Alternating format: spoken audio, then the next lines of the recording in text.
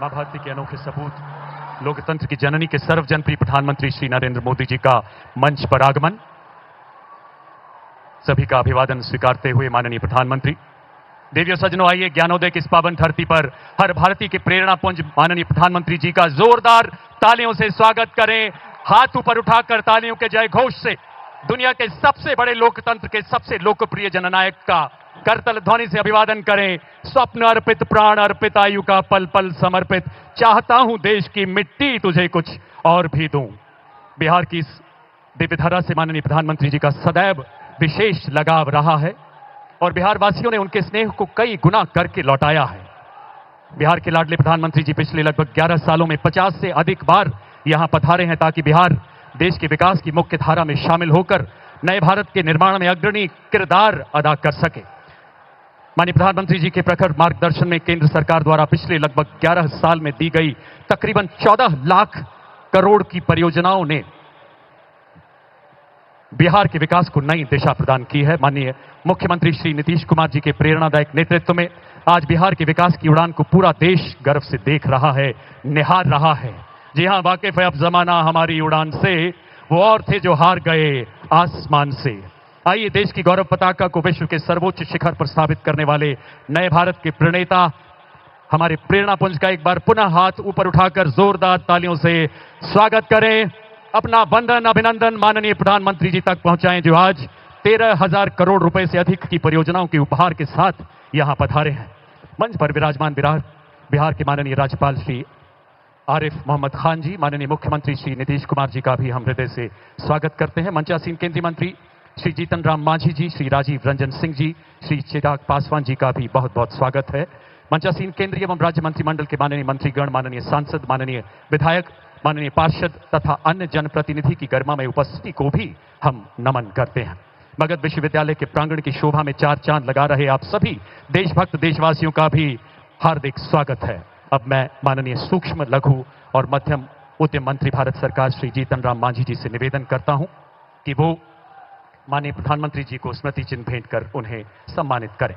गया की इसी पावन धरती पर जन्मे यहां की जनता के हृदय सम्राट माननीय श्री जीतन राम मांझी जी माननीय प्रधानमंत्री जी को लकड़ी के विशेष स्तूप में बोधि वृक्ष की शाखाओं के अर्क से बनाया गया खास चूर्ण भेंट करते हुए, जिसे अत्यंत पूजनीय माना जाता है। अब यहां के जाने माने शिल्पकार श्री रविंद्रनाथ गौड़ जी माननीय प्रधानमंत्री जी को यक्षिणी जी की प्रतिमा भेंट करेंगे, जिसे उन्होंने स्वयं एक पत्थर से तराशा है। जोरदार तालियों से अभिवादन करें इन अलौकिक पलों का। ऐसी मान्यता है यक्षिणी जी की प्रतिमा सबसे पहले 1917 में बिहार के दीदारगंज शहर में गंगा नदी के तट पर प्राप्त हुई। माननीय प्रधानमंत्री जी ऐसी प्रतिभाओं को सदैव प्रोत्साहित करते रहे हैं। सत्यमेव जयते के साथ साथ आज देश श्रमेव जयते का भी उद्घोष कर रहा है। धन्यवाद महोदय। आज बिहार माननीय मुख्यमंत्री श्री नीतीश कुमार जी के ओजस्वी नेतृत्व में विकसित बिहार के लक्ष्य की ओर अनवरत अग्रसर है, जिसे केंद्र सरकार निरंतर नई गति, शक्ति, नए विश्वास से भर रहा है।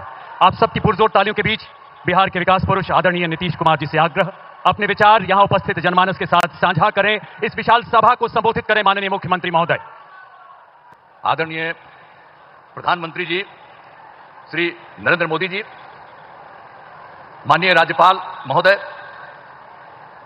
श्री आरिफ मोहम्मद खान जी, यहां उपस्थित माननीय केंद्रीय मंत्रीगण श्री जीतन राम मांझी जी, श्री राजीव रंजन उर्फ ललन जी, चिराग पासवान जी, श्री रामनाथ ठाकुर जी, श्री नित्यानंद राय जी, श्री सतीश चंद्र दुबे जी, श्री राजभूषण चौधरी जी, बिहार के माननीय उप मुख्यमंत्री जी श्री सम्राट चौधरी जी, श्री विजय कुमार चौधरी जी और जनता दल यू के कार्यकारी राष्ट्रीय अध्यक्ष श्री संजय कुमार झा जी, भारतीय जनता पार्टी के भाजपा के प्रदेश अध्यक्ष श्री दिलीप जायसवाल जी और यहां उपस्थित बिहार के माननीय मंत्रीगण, सांसदगण, विधायकगण एवं विधान पार्षदगण, सम्मानित जनप्रतिनिधिगण, सम्मानित नेतागण, प्रिंट एवं इलेक्ट्रॉनिक मीडिया के पत्रकार मित्रों, छायाकार बंधुओं, साई सभा में उपस्थित बहनों एवं भाइयों, मैं आप सबका अभिनंदन करता हूं। आज आदरणीय प्रधानमंत्री जी द्वारा बेगूसराय के सिमरिया जाकर नवनिर्मित गंगा ब्रिज का उद्घाटन किया जाएगा। तो ये आज आए हैं, यहां भी करने जा रहे हैं और वहां भी करने जा रहे हैं। तो ये कितनी बड़ी खुशी की बात है। मैं उनका अभिनंदन करता हूं, उनका नमन करता हूं। हम आपको बताना चाहते हैं कि गया जी एवं बोध गया में हर साल लाखों लोग आते हैं। अब पहले यहां क्या हालत था, बुरा हाल था। पहले वाले लोग कोई काम ठीक नहीं करते थे, और जब हम लोगों की सरकार आई तो हम लोगों ने सब जगह सब कुछ एक एक चीज को देख करके, आप सबको मालूम है, काम करना शुरू किया। अब यहां सभी इंतजाम करा दिए गए। अब गया जी में फल्गु नदी में और रबर डैम में सीता सेतु का निर्माण कराया गया है, और बोध गया में महाबोधि सांस्कृतिक केंद्र एवं विशिष्ट अतिथि गृह का निर्माण कराया गया है। और आप जानते हैं, गया था और उसके बगल में कई चीजों को लिखवा रहे थे हम, और उसका नाम हम गया जी दे रहे थे। और उसी के बाद केंद्र के साथ आया हम लोगों को यहां पर आए हुए आदरणीय प्रधानमंत्री जी। तो इन लोगों की इच्छा थी कि भाई गया है तो गया को गया जी होना चाहिए, तो तत्काल हम लोगों ने गया को गया जी कह दिया है। आज यही सब देख करके तो हम लोग तो कर ही रहे थे आप लोगों को, लेकिन शहर का नाम गया ही था, तो अब गया का भी नाम गया जी हो गया अब सब दिन के लिए।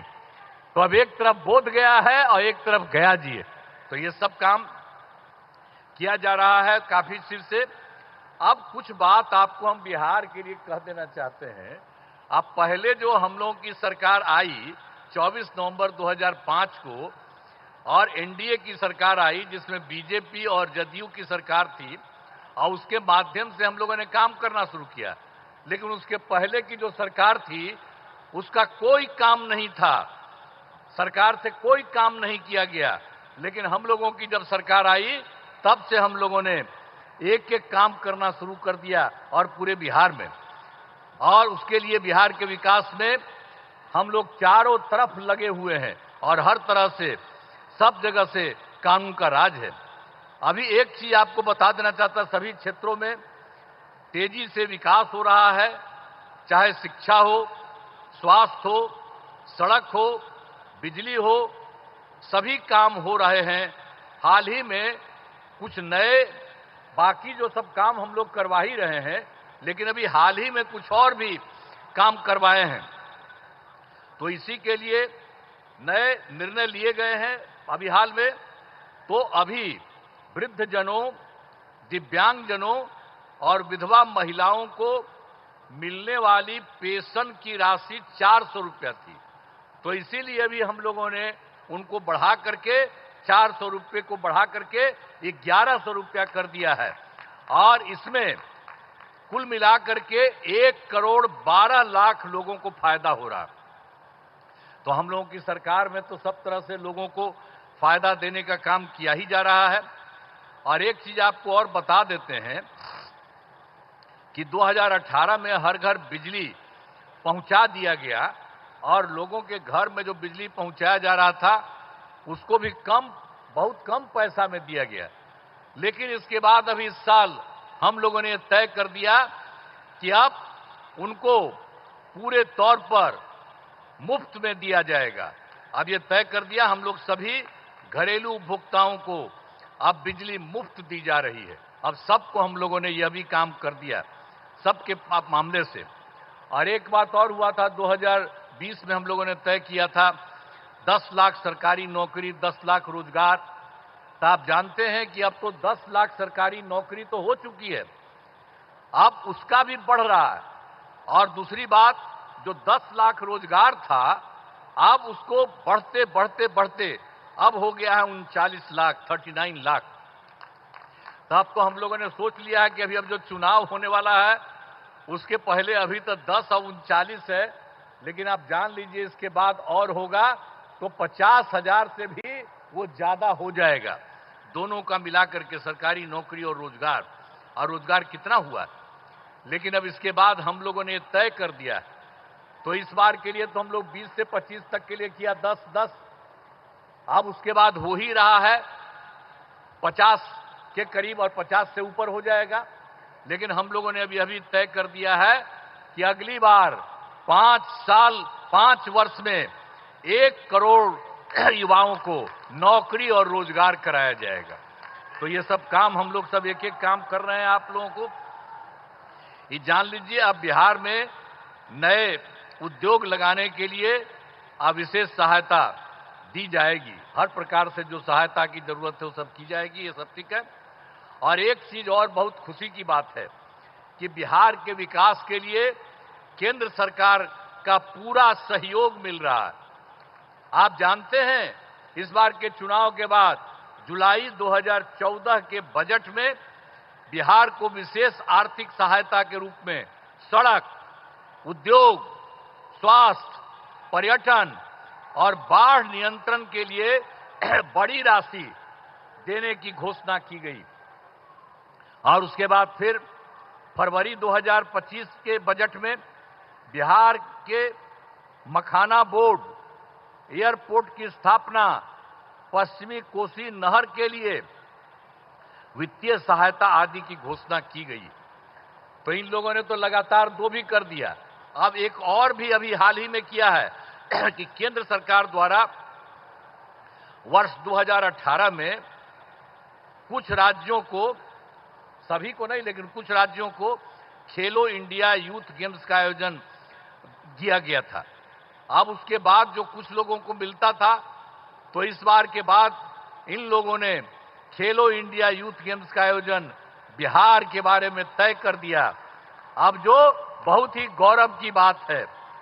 तो इसलिए इन सब कामों के लिए आदरणीय प्रधानमंत्री श्री नरेंद्र मोदी जी का नमन करते हैं। ये बहुत बड़ी बात है, जो तो कर ही रहे हैं देश भर में, और यहां के लिए भी कर रहे हैं, और आपके यहां भी आकर के सब कुछ कर रहे हैं। और इन्होंने बिहार के लिए भी अभी हाल ही में इतना जल्दी इतना ज्यादा काम कर दिया। तो इसके लिए उनका नमन करते हैं। और अंत में तो इसीलिए हमने बता दिया कि आज जो आकर के जो कर रहे हैं, अब फिर जितना काम इन लोगों ने कर दिया है और कितना ज्यादा फायदा हो रहा है। अब बिहार कितना बुरा हाल था जी पहले, कितना कम लोग का रहता था। अभी हम लोगों ने कितना ज्यादा काम करना शुरू किया है और उसके चलते सब जगह हुआ है। और अब जरा देख लीजिए, पहले जो था बिहार में कोई कपड़ा ठीक पहन पाता था, कोई महिला के लिए कोई काम किया था और महिलाओं के लिए काम किया, इवन मुस्लिम के लिए भी कुछ नहीं किया। हम लोगों ने सबको के लिए काम किया। तो इन सब चीजों को याद रखिएगा। और अब तो सारे कार्यक्रम के बारे में यहां पर पधारे आदरणीय प्रधानमंत्री श्री नरेंद्र मोदी जी का पुनः अभिनंदन करता हूं और उनको मैं धन्यवाद देता हूं और आप सब लोगों का मैं नमन करता हूं। इन्हीं शब्दों के साथ मैं अपनी बात समाप्त करता हूं। बहुत बहुत धन्यवाद। बहुत बहुत धन्यवाद श्रीमान। बिहार के कल्याण के प्रति समर्पित आपका हर पल आज बिहार को नई बुलंदियों की ओर ले जा रहा है। आज विकसित बिहार का संकल्प केंद्र सरकार की सभी परियोजनाओं का केंद्र बिंदु है। माननीय प्रधानमंत्री जी आज पुनः 13,000 करोड़ रुपए से अधिक की विभिन्न ऐतिहासिक परियोजनाओं के उपहार के साथ इस पावन धरती पर पधारे हैं। अब मैं माननीय प्रधानमंत्री जी से विनम्र निवेदन करता हूं कि वो रिमोट का बटन दबाकर इन ऐतिहासिक परियोजनाओं का शिलान्यास एवं उद्घाटन करें। आपकी जोरदार तालियों के बीच माननीय प्रधानमंत्री महोदय से आग्रह।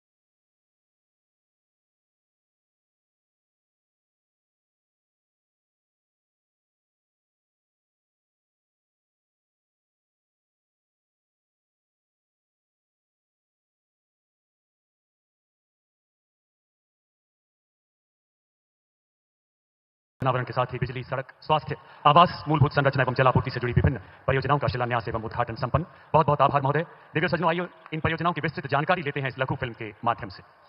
विकसित भारत के लिए विकसित बिहार, इसी संकल्प के साथ बिहार और बिहार वासियों की प्रगति के लिए अनवरत विकास का सिलसिला जारी है। इसी कड़ी में आज देश के यशस्वी प्रधानमंत्री श्री नरेंद्र मोदी जी आज बोध गया की पावन धरती से करीब 13,200 करोड़ रुपए की विकास परियोजनाओं का उद्घाटन और शिलान्यास कर रहे हैं। ऊर्जा, स्वास्थ्य, आवास, सड़क, जल आपूर्ति और रेलवे से जुड़ी कई महत्वपूर्ण परियोजनाओं से बिहार के करोड़ों लोगों के जीवन में बदलाव आएगा। जब जब बिहार समृद्ध रहा है, तब भारत समृद्ध रहा है। इसलिए विकसित भारत के लिए बिहार का विकसित होना उतना ही जरूरी है। बिहार के बक्सर जिले में एसजेवीएन की लगभग 6,900 करोड़ रुपए की 1320 मेगावाट बक्सर ताप विद्युत परियोजना की 660 मेगावाट क्षमता वाली पहली यूनिट का उद्घाटन किया जा रहा है।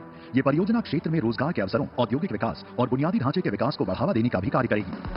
भारत सरकार की दूरदर्शी सोच से आम जनमानस को स्वास्थ्य सेवाओं में भी बड़ी सौगात मिल रही है। इसी कड़ी में मुजफ्फरपुर में होमी भाभा कैंसर अस्पताल और अनुसंधान केंद्र की स्थापना ने बिहार और पूरे पूर्वी भारत के मरीजों के लिए आशा की नई किरण जगाई है। ये सकारात्मक प्रयास बिहार के साथ देश के लाखों गरीब और मध्यम वर्गीय परिवारों के जीवन में बड़ा सहारा बनेंगे। साथ ही आज प्रधानमंत्री मोदी जी बिहार राज्य में प्रधानमंत्री आवास योजना के तहत लगभग 16,000 लाभार्थियों को आवास का उपहार देंगे। इस आवास योजना के तहत अब तक लाखों परिवारों को पक्के आशियाने उपलब्ध करवाए गए हैं। बिहार राज्य में मोकामा के औंटा और बेगूसराय के सिमरिया के बीच 8 किलोमीटर से लंबा गंगा ब्रिज बिहार के सुपौल, मधुबनी, अररिया, बेगूसराय आदि जिलों की दक्षिणी बिहार के शेखपुरा, नवादा, लखीसराय के साथ बेहतर रोड कनेक्टिविटी बनाएगा। पुराने जर्जर राजेंद्र ब्रिज से भारी वाहनों की आवाजाही बंद होने के कारण 100 किलोमीटर अधिक दूरी तय करनी पड़ती थी। अब वो सफर केवल 8 किलोमीटर में संभव, जिससे समय व ईंधन की बड़ी बचत और लॉजिस्टिक लागत में कमी आएगी। राजेंद्र ब्रिज पर वन वे ट्रैफिक संचालन के कारण लोग जाम में अटकते थे। नए गंगा ब्रिज से लोगों को बड़ी राहत मिलेगी। साथ ही refinery, Barauni thermal power station, Barauni Sudha dairy, खाद कारखाना सहित स्थानीय उद्योगों को मिलेगी नई मजबूती और स्थानीय कृषि उपज की बड़े बाजारों तक पहुंच सुगम होगी। गया जी से दिल्ली तक एक अमृत भारत एक्सप्रेस ट्रेन का शुभारंभ और वैशाली से कोडरमा तक बौद्ध सर्किट ट्रेन की शुरुआत बिहार को एक नई पहचान प्रदान करेगी। ये रेलगाड़ियां जहां यात्रियों की सुविधा को विस्तार प्रदान करेंगी, वहीं राज्य की सांस्कृतिक और धार्मिक धरोहरों को वैश्विक पटल पर लोकप्रियता प्रदान करेंगी। जन सामान्य को बेहतर स्वच्छ जल एवं वातावरण प्रदान करने के लिए माननीय प्रधानमंत्री बिहार के कई जिलों में एसटीपी और सीवरेज नेटवर्क एवं जल आपूर्ति परियोजनाओं का उद्घाटन करेंगे। ये सभी परियोजनाएं सतत विकास को गति देने, बुनियादी ढांचे को सुदृढ़ करने और रोजगार सृजन में भारत सरकार की प्रतिबद्धता को दर्शाती हैं। प्रधानमंत्री मोदी जी का संदेश स्पष्ट है कि बिहार अब प्रगति, आत्मनिर्भरता और समृद्धि की ओर अग्रसर है। आइए जोरदार तालियों के उद्घोष के साथ अपना धन्यवाद माननीय प्रधानमंत्री जी तक पहुंचाएं। देशवासियों, भारतीय रेलवे ने पिछले एक दशक में कई नए कीर्तिमान स्थापित किए हैं। 6 जून 2025 को माननीय प्रधानमंत्री जी द्वारा देश को समर्पित दुनिया का सबसे ऊंचा चिनाब रेलवे पुल इस गौरवगाथा को बखूबी बयां करता है। आज यहां माननीय प्रधानमंत्री जी वीडियो कॉन्फ्रेंसिंग के माध्यम से 2 नई रेलगाड़ियों का शुभारंभ करने वाले हैं। ये गाड़ियां हैं गया जी और दिल्ली के बीच नई अमृत भारत तथा वैशाली और कोडरमा के बीच बौद्ध सर्किट ट्रेन। इन रेलगाड़ियों को फ्लैग ऑफ करने के लिए आइए चलते हैं गया जी के रेलवे स्टेशन पर। गया जी के रेलवे स्टेशन पर नया उत्साह। अब मैं माननीय प्रधानमंत्री जी से विनम्र निवेदन करता हूं कि वीडियो कॉन्फ्रेंसिंग द्वारा हरी झंडी दिखाकर इन दोनों रेलगाड़ियों का शुभारंभ करें माननीय प्रधानमंत्री महोदय।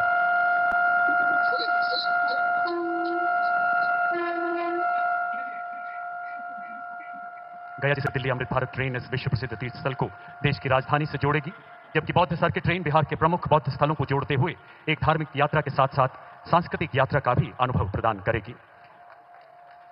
बहुत बहुत आभार। तालियों का जय घोष रुकना नहीं चाहिए। देवी और सज्जनों, हाथ ऊपर उठाकर इन परियोजनाओं का, इन भागीरथ प्रयासों का, इन प्रकल्पों का स्वागत करें। बहुत बहुत धन्यवाद श्रीमान। देवी और सज्जनों, 2015 में शुरू की गई प्रधानमंत्री आवास योजना लाखों परिवारों के लिए घर का सपना साकार कर रही है और बिहार इस भागीरथ प्रयास में बढ़ चढ़कर भाग ले रहा है। बिहार में अब तक 38,47,000 से अधिक लाभार्थियों को आवास दिया जा चुका है और यह प्रक्रिया अनवरत जारी है। आज यहां 16,000 से अधिक घरों का गृह प्रवेश भी माननीय प्रधानमंत्री जी द्वारा संपन्न हो रहा है।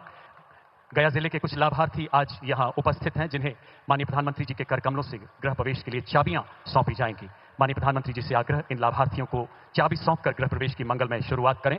सबसे पहले प्रधानमंत्री आवास योजना ग्रामीण के अंतर्गत श्रीमती रीना देवी, जो गया जिले के इमामगंज ब्लॉक की मल्हारी पंचायत की निवासी हैं। श्रीमती रीना देवी, गौरवशाली पल जो पूरे जीवन इन्हें प्रेरणा देंगे। इसके बाद श्री रंजीत चौधरी, जो गया जिले के इमामगंज प्रखंड निवासी हैं। केंद्र एवं बिहार सरकार की विभिन्न कल्याणकारी योजनाओं का लाभ मिलने से इन दिव्यांग का चुनौतीपूर्ण जीवन कुछ सुगम हुआ है। जोरदार तालियों से आइए स्वागत करें इन अलौकिक पलों का। जैसा कि आप सभी जानते हैं, माननीय मुख्यमंत्री श्री नीतीश कुमार जी के मार्गदर्शन में दिव्यांग पेंशन को हाल ही में बढ़ाया गया है।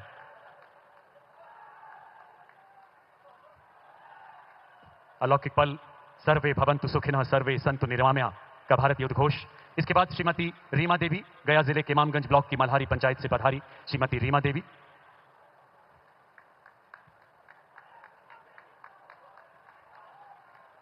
इनके चेहरे की मुस्कुराहट आज बहुत कुछ बयां करती है। इसके बाद बारी है रंजू देवी।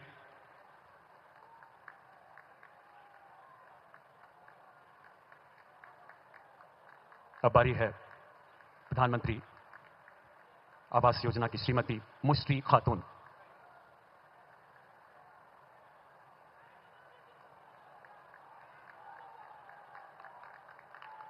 आइए तालियों के साथ अभिवादन करें देश के यशस्वी प्रधानमंत्री जी का। बिहार सरकार इसमें पूरी तन्मयता से जुड़ी है। देवी और सज्जनों, समय है उस ओजस्वी संबोधन का जिसके लिए बिहार के हर कोने से उमड़ा यथाह जनसमूह प्रतीक्षारत है। माननीय प्रधानमंत्री जी से करबद्ध आग्रह कि वो इस विशाल सभा को संबोधित करें। आप सबकी तालियों के बीच हमारा मार्गदर्शन करें माननीय प्रधानमंत्री महोदय।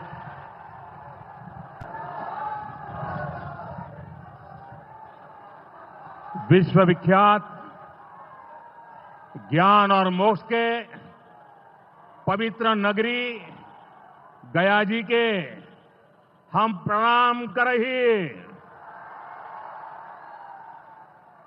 विष्णुपद मंदिर के ई गौरवशाली भूमि पर अपने सबके अभिनंदन करत ही बिहार के राज्यपाल आरिफ मोहम्मद खान जी, यहां के लोकप्रिय मुख्यमंत्री नीतीश कुमार जी, केंद्रीय मंत्रिमंडल के मेरे सहयोगी जीतन राम मांझी जी, राजीव रंजन सिंह, चिराग पासवान जी, रामनाथ ठाकुर जी, नित्यानंद राय जी, सतीश चंद्र दुबे जी, राजभूषण चौधरी जी, डिप्टी सीएम सम्राट चौधरी जी, विजय कुमार सिन्हा जी, बिहार सरकार के मंत्रीगण, संसद में मेरे साथी उपेंद्र कुशवाहा जी, अन्य सांसदगण और बिहार के मेरे प्यारे भाइयों और बहनों, गया जी की ये धरती अध्यात्म और शांति की धरती है। ये भगवान बुद्ध को बोध कराने वाली पावन भूमि है। गया जी की आध्यात्मिक और सांस्कृतिक विरासत बहुत प्राचीन है, बहुत समृद्ध है। यहां के लोगों की इच्छा थी कि इस नगरी को गया नहीं, गया जी कहा जाए। मैं इस निर्णय के लिए बिहार सरकार का अभिनंदन करता हूं। मुझे खुशी है कि गया जी के तेज विकास के लिए बिहार की डबल इंजन सरकार लगातार काम कर रही है। भाइयों बहनों, आज भी गया जी की पावन भूमि से एक ही दिन में 12,000 करोड़ रुपए की परियोजनाओं का लोकार्पण या शिलान्यास हुआ है। इनमें ऊर्जा, स्वास्थ्य और शहरी विकास के जुड़े कई बड़े प्रोजेक्ट्स हैं। इनसे बिहार के उद्योगों को ताकत मिलेगी और युवाओं के लिए रोजगार के नए अवसर भी बनेंगे। मैं इन परियोजनाओं के लिए बिहार के लोगों को बधाई देता हूं। बिहार में बेहतर स्वास्थ्य सुविधाओं के लिए आज यहां हॉस्पिटल और रिसर्च सेंटर का उद्घाटन भी हुआ है। अब बिहार के लोगों को कैंसर के इलाज के लिए एक और सुविधा मिल गई है।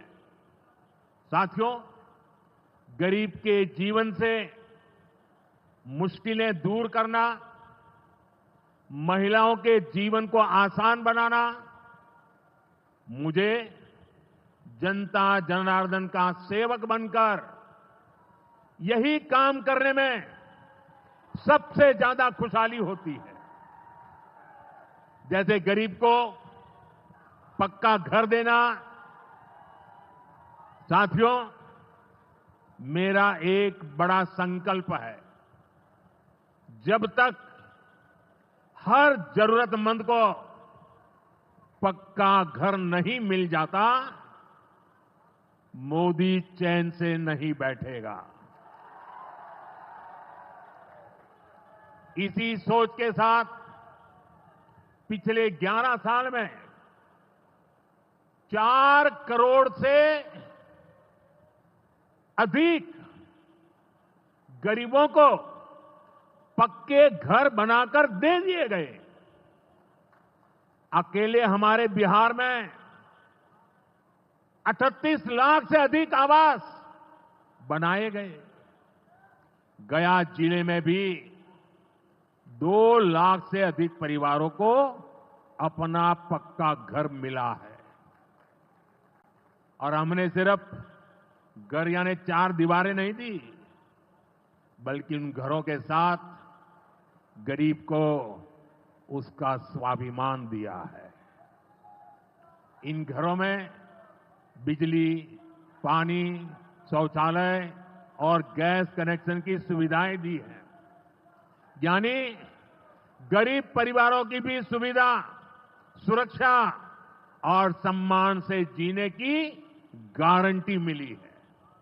साथियों, आज इसी सिलसिले को आगे बढ़ाते हुए बिहार के मगध क्षेत्र के 16,000 से ज्यादा परिवारों को अपना पक्का घर दिया है। यानी इस बार इन परिवारों में दिवाली और छठ पूजा की रौनक और ज्यादा होगी। मैं अपना घर पाने वाले सभी लाभार्थी परिवारों को बहुत बहुत बधाई देता हूं। और जो लोग अब भी पीएम आवास योजना के लाभ से छूट गए हैं, मैं उन्हें विश्वास दिलाता हूं कि पीएम आवास का अभियान तब तक जारी रहेगा जब तक हर गरीब को अपना पक्का घर नहीं मिल जाता। साथियों, बिहार चंद्रगुप्त मौर्य और चाणक्य की धरती है। जब जब किसी दुश्मन ने भारत को चुनौती दी है, बिहार देश की ढाल बनकर खड़ा हुआ है। बिहार की धरती पर लिया हुआ और संकल्प, ये धरती की ताकत है। इस धरती पर लिया गया हर संकल्प कभी खाली नहीं जाता। और इसलिए तो भाइयों बहनों, जब कश्मीर के पहलगाम में आतंकी हमला हुआ था, हमारे निर्दोष नागरिकों को उनका धर्म पूछ करके मारा गया, मैंने बिहार की इसी धरती से आतंकवादियों को मिट्टी में मिलाने की बात कही थी। आज दुनिया देख रही है, बिहार की धरती से लिया गया वो संकल्प पूरा हो चुका है। आपको याद होगा, उधर से पाकिस्तान हम पर ड्रोन हमले कर रहा था, मिसाइलें दाग रहा था, और इधर भारत पाकिस्तान की मिसाइलों को हवा में तिनके की तरह बिखेर रहा था। पाकिस्तान की एक भी मिसाइल हमें नुकसान नहीं पहुंचा पाई। साथियों, ऑपरेशन सिंदूर ने भारत की रक्षा नीति की नई लकीर खींच दी है। अब भारत में आतंकवादी भेजकर हमले करा के कोई बच नहीं सकेगा। आतंकवादी चाहे पाताल में क्यों न छिप जाए, भारत की मिसाइलें उन्हें दफन करके रहेगी। साथियों, बिहार का तेज विकास केंद्र की एनडीए सरकार की बहुत बड़ी प्राथमिकता है। इसलिए आज बिहार चौतरफा विकास के रास्ते पर आगे बढ़ रहा है। बीते वर्षों में पुरानी समस्याओं के समाधान तलाशे गए हैं और नई प्रगति के रास्ते भी बनाए गए हैं। आप याद करिए, लालटेन राज में यहां कैसी दुर्दशा थी।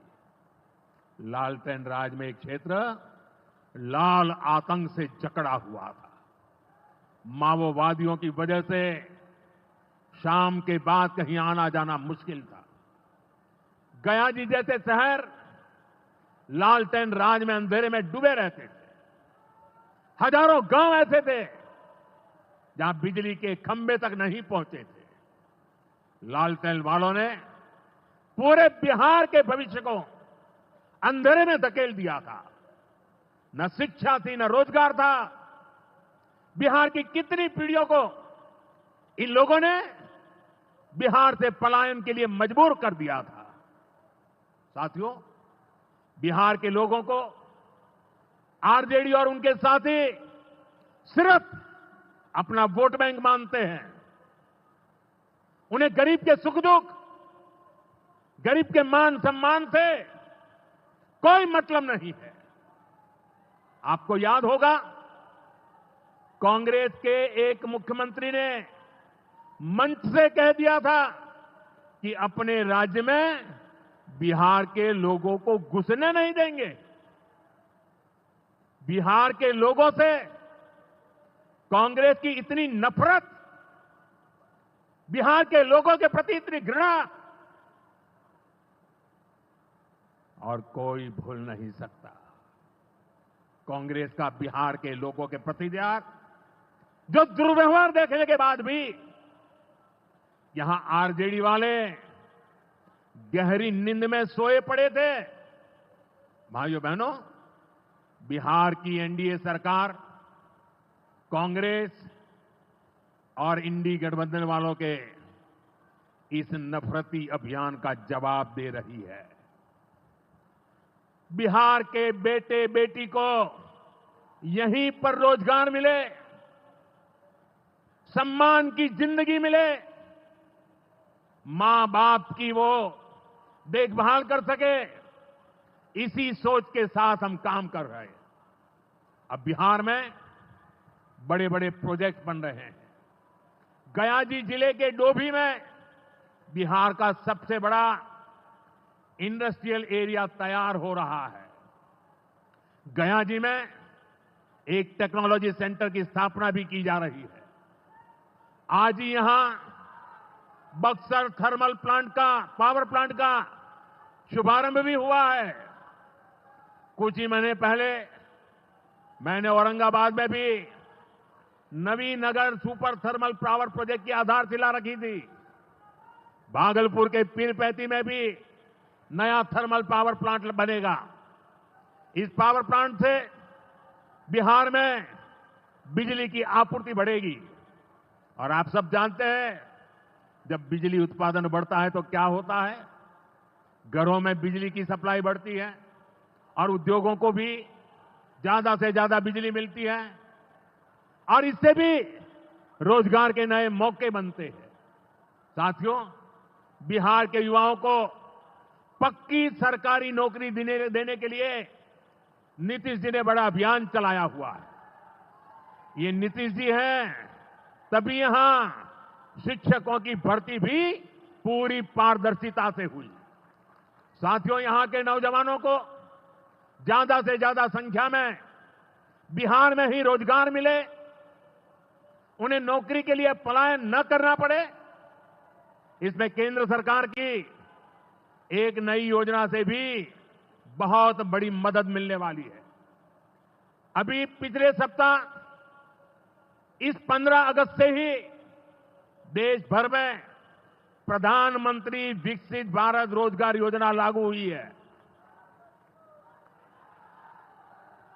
इसके तहत हमारे युवा जब निजी क्षेत्र में पहली नौकरी करेंगे तो केंद्र सरकार उन्हें अपने पास से 15,000 रुपये देगी। जो प्राइवेट कंपनियां युवाओं को रोजगार देगी उन्हें भी अलग से पैसे सरकार देगी। इस योजना का बहुत बड़ा लाभ बिहार के मेरे युवाओं को भी होगा। साथियों, हमारे देश में कांग्रेस हो, आरजेडी हो, इनकी सरकारों ने कभी जनता के पैसे का मोल नहीं समझा। इनके लिए जनता के पैसे का मतलब रहा है खुद की तिजोरी भरना। इसलिए कांग्रेस आरजेडी की सरकारों में सालों साल तक परियोजनाएं पूरी नहीं होती थी। कोई योजना जितनी लटकती थी उतना उसमें ये पैसे कमा लेते थे। अब इस गलत सोच को भी एनडीए सरकार ने बदल दिया है। अब शिलान्यास के बाद कोशिश होती है जल्द से जल्द समय सीमा में उस काम को पूरा करने के लिए सफल प्रयास किया जाए। आज का ये कार्यक्रम इसका भी एक शानदार उदाहरण है। औंटा सिमरिया सेक्शन का शिलान्यास करने का सौभाग्य बिहार के लोगों ने मुझे दिया था। और आप लोगों की कृपा देखिए, आप लोगों का प्रेम देखिए कि जिस ब्रिज का शिलान्यास आपने मुझे करने के लिए कहा, आज इसका लोकार्पण करने का अवसर भी आपने मुझे दिया है। ये पुल सिर्फ सड़कों को नहीं, पूरे उत्तर और दक्षिण बिहार को जोड़ने का काम करेगा। जो भारी वाहन पहले गांधी सेतु से होकर 150 किलोमीटर का लंबा चक्कर काटते थे, अब सीधा रास्ता पाएंगे। इससे व्यापार तेज होगा, उद्योगों को ताकत मिलेगी और तीर्थयात्रियों का भी पहुंचना आसान होगा। विकास के जिन प्रोजेक्ट की नींव एनडीए सरकार में रखी जाती है वो पूरा होकर रहेंगे, ये बात पक्की है। साथियों, एनडीए की डबल इंजन सरकार यहां रेलवे के विकास के लिए भी तेजी से काम कर रही है। अमृत भारत स्टेशन योजना के तहत गया जी रेलवे स्टेशन को आधुनिक बनाया जा रहा है। इससे गया जी रेलवे स्टेशन पर यात्रियों को एयरपोर्ट जैसी सुविधाएं मिलेगी। आज गया वो शहर है जहां राजधानी, जनशताब्दी और made in India Vande Bharat ट्रेनों की सुविधा उपलब्ध है। गया जी सासाराम, प्रयागराज, कानपुर होते हुए दिल्ली तक सीधा कनेक्शन बिहार के युवाओं को, यहां के किसानों को, यहां के व्यापारियों के लिए नई संभावनाएं बना रहा है। भाइयों और बहनों, आपके आशीर्वाद से, देश के अटूट भरोसे के कारण साल 2014 में प्रधानमंत्री के तौर पर शुरू हुआ मेरा सेवा काल, ये सेवा काल निरंतर जारी है। इतने वर्षों में हमारी सरकार पर भ्रष्टाचार का एक भी दाग नहीं लगा। जबकि आजादी के बाद कांग्रेस की सरकारें जो 60-65 साल तक सरकार में रही है, उनके भ्रष्टाचार की लंबी लिस्ट है। आरजेडी का भ्रष्टाचार तो बिहार का बच्चा बच्चा जानता है।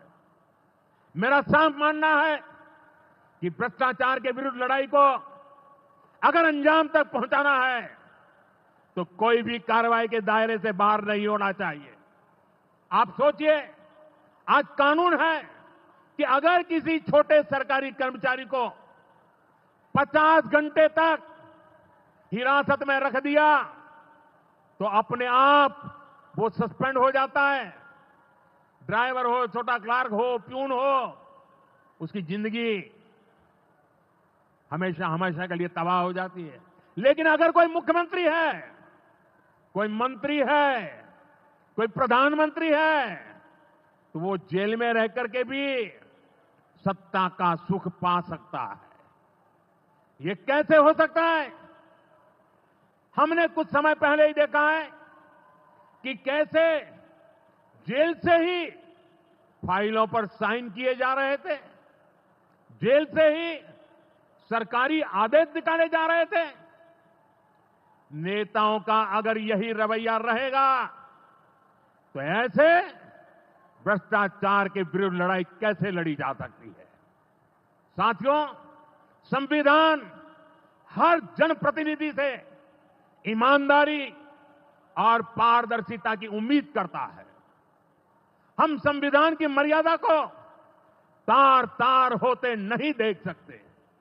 इसलिए एनडीए सरकार भ्रष्टाचार के खिलाफ एक ऐसा कानून लाई है जिसके दायरे में देश का प्रधानमंत्री भी है। इस कानून में मुख्यमंत्री और मंत्रियों को भी शामिल किया गया है। जब ये कानून बन जाएगा तो प्रधानमंत्री हो या मुख्यमंत्री या फिर कोई भी मंत्री, उसे गिरफ्तारी के 30 दिन के अंदर जमानत लेनी होगी और अगर जमानत नहीं मिली तो 31वें दिन उसे कुर्सी छोड़नी पड़ेगी। आप कहिए भाइयों, जो जेल जाए उसने कुर्सी छोड़नी चाहिए कि नहीं छोड़नी चाहिए? क्या वो कुर्सी पर बैठे रह सकता है? क्या वो सरकारी फाइलों पे साइन कर सकता है? क्या जेल में से कोई सरकार चला सकता है क्या?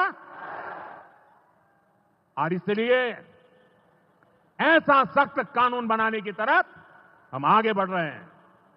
लेकिन साथियों, ये आरजेडी वाले, ये कांग्रेस वाले, ये लेफ्ट वाले इस कानून का विरोध कर रहे हैं।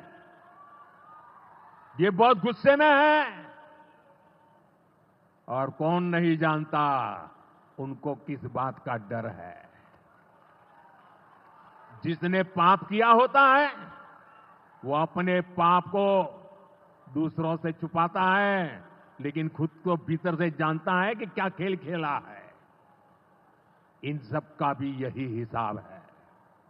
ये आरजेडी और कांग्रेस वाले, कोई बेल पर बाहर है, कोई रेल के खेल में अदालत के चक्कर लगा रहा है, और जो जमानत पे बाहर घूम रहे हैं वे आज इस कानून का विरोध कर रहे हैं। इन्हें लगता है कि अगर जेल चले गए तो इनके सारे सपने चकनाचूर हो जाएंगे, और इसलिए सुबह शाम ये लोग मोदी को भांति भांति की गाली दे रहे हैं और इतने बौखलाए हुए हैं कि इस जनहित के कानून का विरोध कर रहे हैं। हमारे राजेंद्र बाबू, बाबा साहब आंबेडकर ने कभी सोचा भी नहीं था, कभी कल्पना भी नहीं की होगी कि सत्ता के भूखे लोग भ्रष्टाचार करेंगे और जेल जाने पर भी कुर्सी से चिपके रहेंगे। लेकिन अब भ्रष्टाचारी जेल भी जाएगा और उसकी कुर्सी भी जाएगी। भारत को भ्रष्टाचार से मुक्त होने का संकल्प देश के कोटि कोटि लोगों का है। ये संकल्प सिद्ध होकर रहेगा। साथियों, मैंने लाल किले से एक और खतरे की बात की है, और ये खतरा बिहार पर भी है। देश में घुसपैठियों की बढ़ती संख्या चिंता का विषय है। बिहार के सीमावर्ती जिलों में तेजी से डेमोग्राफी बदल रही है। इसलिए एनडीए सरकार ने तय किया है कि देश का भविष्य घुसपैठियों को नहीं तय करने देंगे। घुसपैठियों को बिहार के युवाओं के रोजगार नहीं छीनने देंगे। जिन सुविधाओं पर भारतीय लोगों का अधिकार है, उस पर घुसपैठियों को डाका नहीं डालने देंगे। इस खतरे से निपटने के लिए मैंने डेमोग्राफी मिशन शुरू करने की बात कही है। बहुत जल्द ये मिशन अपना काम शुरू करेगा। हम हर घुसपैठियों को देश से बाहर करके ही रहेंगे। आप मुझे बताइए, एक घुसपैठियों को निकालना चाहिए कि नहीं निकालना चाहिए? क्या ये घुसपैठिए आपका रोजगार छीन ले आपको मंजूर है? एक घुसपैठिए आपकी जमीन पे कब्जा कर ले आपको मंजूर है? एक घुसपैठिए आपका हक छीन ले आपको मंजूर है? बिहार के आप सभी लोग देश के भीतर बैठे घुसपैठियों के समर्थकों से भी सावधान रहिए। जान जाइए कौन घुसपैठियों के साथ खड़ा है। कांग्रेस और आरजेडी जैसे दल बिहार के लोगों का हक छीनकर घुसपैठियों को देना चाहते हैं। तुष्टीकरण के लिए, वोट बैंक को बढ़ाने के लिए कांग्रेस आरजेडी वाले कुछ भी कर सकते हैं, कितने ही नीचे जा सकते हैं। इसलिए बिहार के लोगों को बहुत सतर्क रहना है। साथियों, हमें हमारे बिहार को कांग्रेस आरजेडी की बुरी नजर से बचाकर रखना है। बिहार के लिए ये समय बहुत अहम है। बिहार के युवाओं के सपने पूरे हो, बिहार के लोगों की आकांक्षाओं को नई उड़ान मिले, इसके लिए केंद्र सरकार और नीतीश जी के साथ हम कंधे से कंधा मिलाकर बिहार के कल्याण के लिए काम कर रहे हैं। बिहार में विकास की गति बनी रहे, इसके लिए डबल इंजन की सरकार लगातार मेहनत कर रही है। आज के विकास प्रोजेक्ट इसी दिशा में महत्वपूर्ण कदम है। मैं एक बार फिर इन परियोजनाओं के लिए बिहार को बहुत बहुत बधाई देता हूं। मेरे साथ बोलिए, भारत माता की, भारत माता की, भारत माता की। बहुत बहुत धन्यवाद।